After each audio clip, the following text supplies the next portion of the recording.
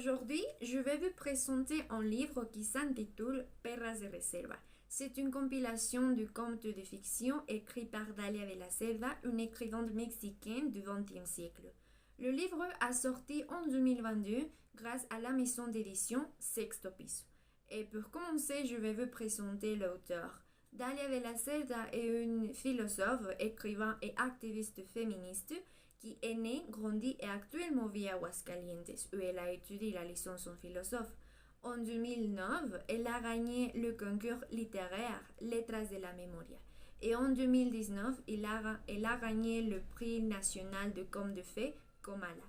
Actuellement, elle est cofondatrice et co-directrice de la collective féministe Morras Help Morras. Dalia de la Selva a écrit d'autres livres comme Desde los Zulos et Ma Vea me cantó un corrido. Bon, il y a plusieurs histoires et chaque histoire est basée sur une histoire réelle et se déroule dans un endroit différent du Mexique, surtout au nord du pays. On peut parler d'une époque contemporaine parce qu'on peut trouver le crime organisé, la pauvreté, la migration, le sortilège, les rituels, le parti politique aussi. Chaque histoire a une femme comme protagoniste qui c'est le narrateur de sa propre histoire. Tous les personnages sont des femmes mexicaines avec des classes sociales différentes qui vont du filles riches, des étudiants universitaires jusqu'à une prostituée, mais tous ont en commun quelque chose, et c'est la violence.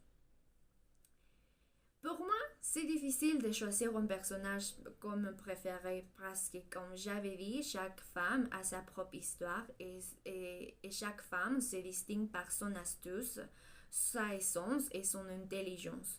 Mais je vais vous résumer une partie d'un chapitre qui c'est l'histoire de Juliana, l'histoire la plus représentative de ce livre.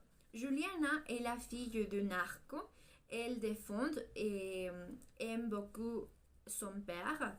Elle a essayé aussi d'être un bon héritière parce qu'elle va être l'héritière de la boîte familiale.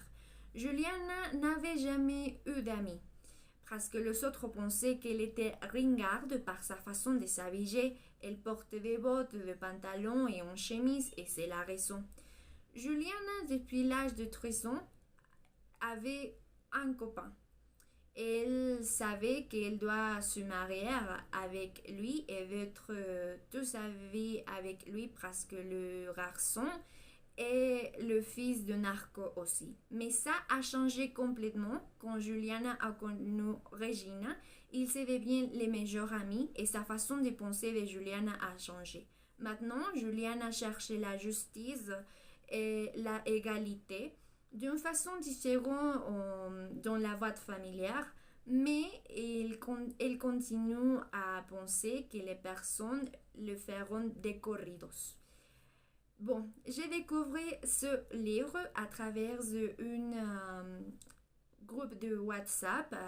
C'est comme un club de lecture. J'ai découvert le livre et il m'intéressait de vous parce qu'il s'agit d'un sujet d'actualité encore des sociétés, qui c'est la violence, comme j'avais dit. Et bon, je crois que l'auteur a réussi à transmettre la dure réalité du Mexique en donnant une voix à chaque femme à travers une rédaction étonnante. Parce qu'on peut sentir la peur, la frustration qui vivent le personnage. Et je crois que ça c'est possible au registre linguistique qui a utilisé l'auteur pour les donner une personnalité différente à chaque femme. Il y a autre chose qui a attiré mon attention et c'est que chaque histoire de chaque femme est accompagnée avec une chanson qui nous permet de se connecter avec le moment. Perras de Reserva m'a touché beaucoup parce qu'il m'a fait réfléchir à ce que vivent les femmes dans notre pays, à mon privilège, mais sans oublier que je peux le vivre aussi. Bon, pour moi, c'est un livre émouvant et original parce que le livre a visibilisé des contextes que je n'avais jamais lus dans notre livre et il y a 3 raisons pour lesquelles je vous invite à le lire. La première, c'est que en lisant le livre, vous pouvez découvrir et lire la littérature contemporaine écrite par femmes mexicaines. Parce que normalement, oui, nous lisons, mais nous ne connaissons pas ce qui est écrit dans notre pays. La deuxième raison, c'est que la lecture est agile et amusante par deux facteurs. Le premier, c'est le langage familier. On peut trouver des mots comme morrita, güey, chido, plebe, viejón, fresa. Et le deuxième facteur, c'est que les histoires sont entrelacées et ça nous invite à continuer à lire jusqu'à finir. La troisième raison, c'est comme j'avais dit, c'est qu'il s'agit d'un sujet de société. Le livre nous présente la diversité de femmes, les injustices, et à travers la littérature, je crois que c'est une manière différente de visibiliser le problème. Et bon, pour finir, je vais vous lire un petit passage du chapitre intitulé La Huesera. C'est un chapitre différent à l'histoire de Juliana. Et bon, je vais vous commencer. Yo quiero que sepas que en todo momento estuve tratando de localizarte a salvo. Todavía no pasaban 3 horas desde tu desaparición y yo ya había bombardeado el internet con tu foto y tus datos personales.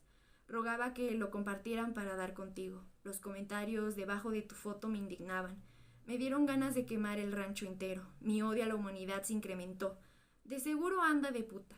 De seguro anda de puti. Los odio, pinches perros. A veces soñaba que me contestabas y mi corazón saltaba de alegría, pero eso jamás sucedió. Un día, como no queriendo, dejaron de recibir a tu mamá. Dejaron de contestar llamadas y le dieron carpetazo al asunto. Bon, ce passage, c'est du chapitre La Huesera. Et bon, je vous invite à le lire et merci pour m'écouter. Au revoir, à bientôt.